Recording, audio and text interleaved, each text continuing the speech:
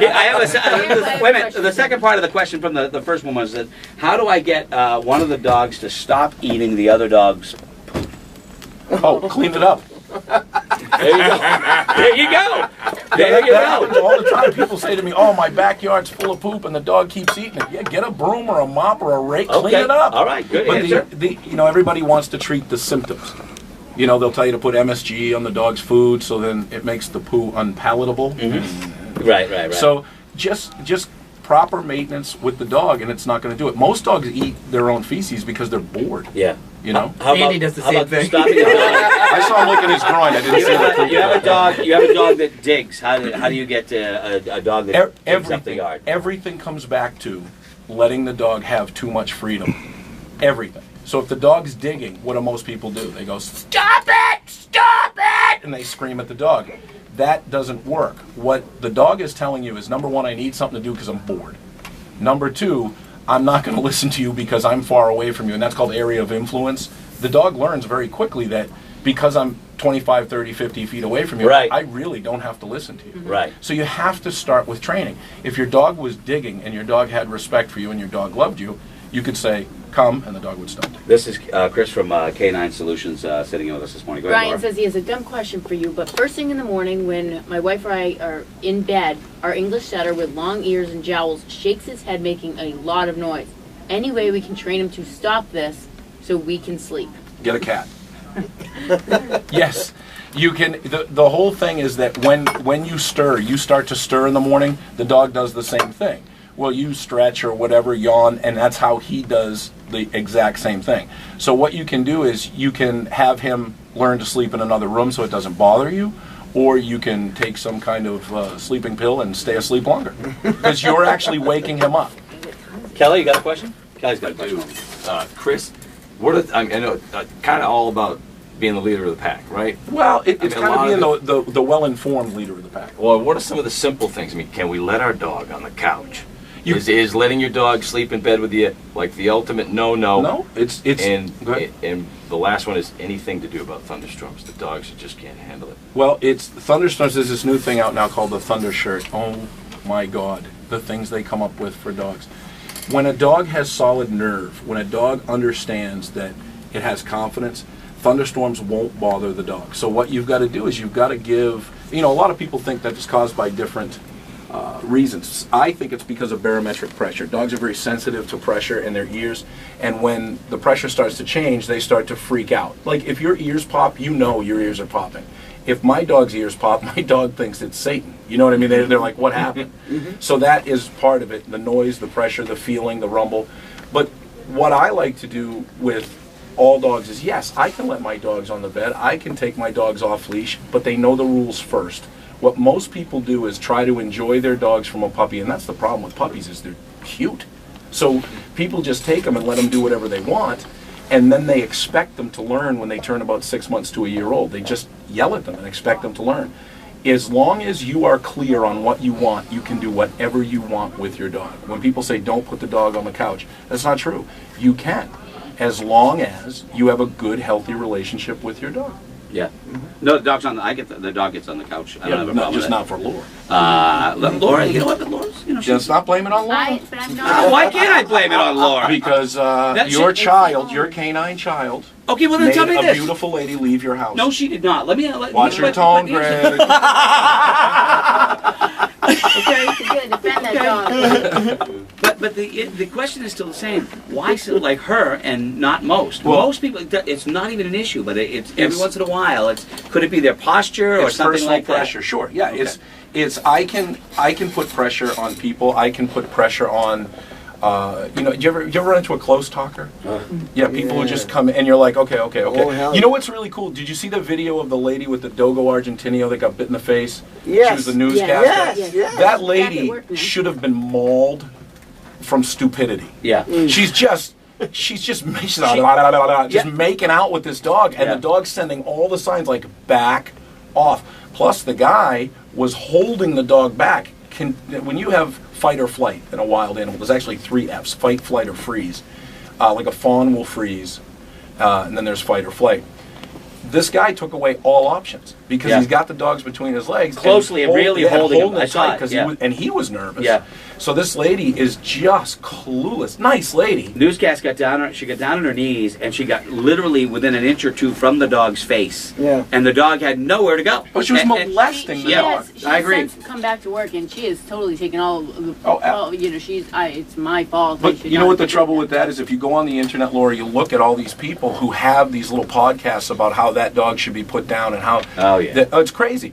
Everybody's an expert. Yep. You know, what I would tell you is that her personal pressure was too much. So when Laura went over to the couch, the dog was, I assume, not in the middle of the couch, but on one of either of the arms. I believe, Yeah, up on the arms. So now the dog's trapped. So as you walk in, and you're walking in with any kind of confidence, the dog feels that pressure, shows its teeth. We all show teeth. You know the lady that in Connecticut that got mauled by the chimpanzee there? Yeah. It's because she smiled at it. You know, if we do things, so watch. They watch see that roadkill. as aggressive because they see the And I teeth. Watch smile roadkill. a Ready? lot. We're gonna do a little experiments with roadkill. Watch this. Watch this. Okay. Go Chris off, is- Mike. Chris is a tall Watch. dude. See the smile? Yeah, right yeah, off. See the smile? I like that. I Yeah. like that. Now, Good. When they smile, it's a threat display. We've turned it into a social, you know, hey, Right. you just get away from me. But when a dog shows its teeth, it's feeling pressure. Can you stay for a little bit? 'Cause Sure, we're getting yeah. bombarded with questions. I want to start knocking them out. So we'll do that. All right, quick break. We got Chris Fraize from Canine Solutions. You got a website? letter K, number 9, SDS.com. Okay, KSDS, K9SDS. Hey, Greg? Yeah. I don't like your tone. Let's see if it works. It for only me. works if you're over 5 feet tall. Thank you very much. In studio with us from Canine Solutions is Chris Fraize. Now, here's a couple of questions, listener questions that have been submitted. Could you ask Chris what his thoughts are on the prong collar? On the prong collar, I have a friend with a 5-month-old German Shepherd who's already huge. He pulls a lot, especially drags her when she's trying to walk him. Several people have recommended the prong collar. That's the collar with the things that point inward, right? Yeah. Actually, a very natural way to train a dog because that's how mom stops them from doing things, biting them on the back of the neck. Yeah. The problem is, tools don't train the dog. You have to know what you're doing. You know, I worked under a mentor from the Czech Republic, and I'll clean it up for radio, but he used to say, "What are you doing?" Yeah. And I go, I don't know. He goes, "Then don't freaking do it." And so that's the whole thing is a prong collar alone, people don't fit them right. They usually get them too big, meaning that the prongs are too big. It's a tool.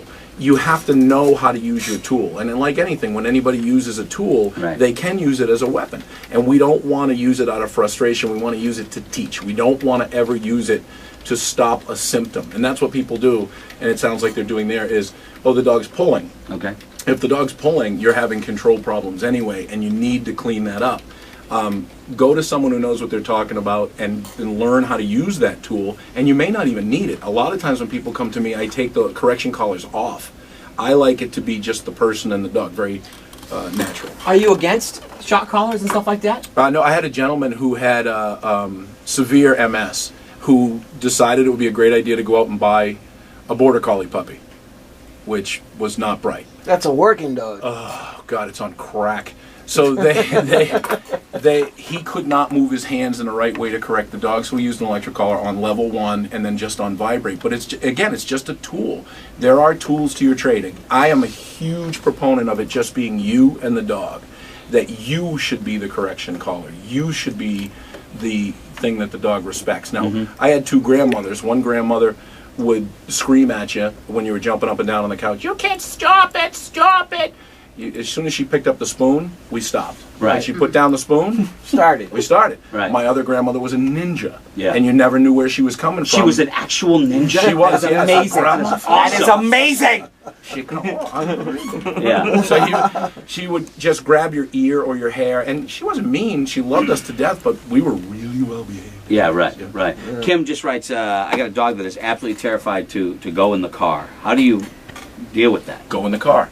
You have to know what you're doing. This is the hardest thing with dog training nowadays is that people come up with remedies that don't involve making the dog uncomfortable. It's exposure therapy, but you have to do it the right way. If you take the dog and you put it in the car and you drive around and you soothe the dog, you're just going to make it worse. We can show you how to do that the right way. But remember, don't avoid the problem, go through it. Right, good. I've always seen that, and this isn't a question anybody sent me. It's just something I've seen in my own eyes. It's like a guy has a perfectly well-behaved dog, or so it appears, but when he brings it to other people's houses, the thing poops and pees in the other guy's house. What's going on with that? He's just marking new territory, and how do I get them not to mark the new territory? Andy, you do the same thing. I know, but I've been in the bathroom here. It's not. What you have to do is, again, it goes to control. If you go somewhere to somebody's house, you're kind of relaxing. If you're going over to a friend's house, and the dog goes, "Oh, okay, this is a place where we can relax."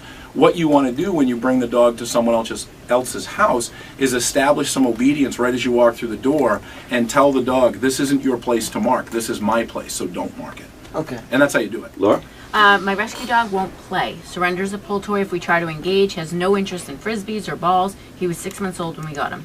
Anything I can do. Yeah, that's a trust issue. If the dog won't play, then you have to go away from play. You have to go into teaching the dog. Believe it or not, it's like a little shy kid.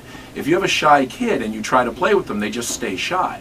But if you can take the kid over and do some math, or you can get him to do something that he understands and he starts to build self-esteem, then the dog learns to trust you. And the only way they learn to trust you is to go through something difficult with you. It's just like us.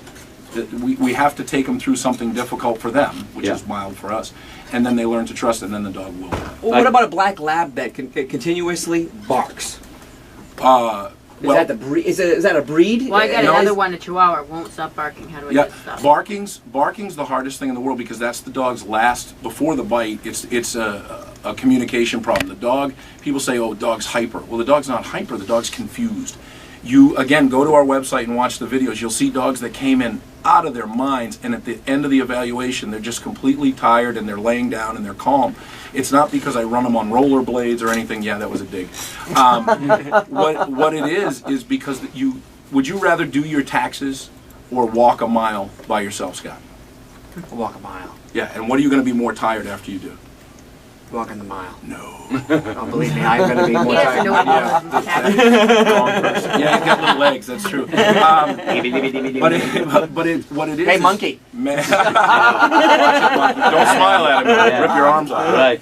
But what you've got to do is mentally stimulate these dogs. Love isn't enough. We have to give them something to do. We take our kids to soccer. We take our kids to theater. We take our kids to chess club or whatever.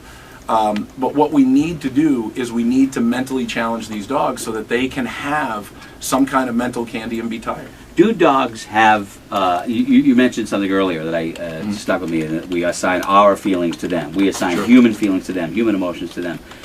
Do dogs have, emotions? I know it's impossible to know the answer 100%, but, because I remember talking to the vet, and she's, when a dog licks your face, you say it's giving you a kiss. It's not giving you a kiss. No. It's tasting, it's going after some type of thing it smells like. It's probably salt. Yeah. And it's what happens a lot of the times is people, we've run into some really crazy people. I just had to pull up on that one for a moment. Right. One lady came in with 2 hairless rat terriers that were strapped into a twins baby carriage with diapers on them, and I just looked at her. I said, I can't help you. Yeah. And she's like, what do you mean? I said, I can't, you're too far gone. I can't help you. Right. And these things love me, and they mean this. When someone's so set up, and there are crazy cat people. There's crazy dog people. Oh yeah, sure there is. And that's the problem, is that people start assigning too much. When you have someone who has like a scientific mind, they're really easy to train. Right. When you have someone that has an emotional mind, it becomes harder. And that's a method we use called the training triangle, which is dog, owner, trainer. We have to have the communication pathways working between all three, or we can't train the dog. We're getting so many questions. I want to just do one more quick segment with you. And I've got a lot of questions about pit bulls and dogs like pit bulls. So we'll take a quick break, and we'll come back and we'll deal with that. And a little after 9 o'clock, Roger Taylor from Queen joins us. Stick around.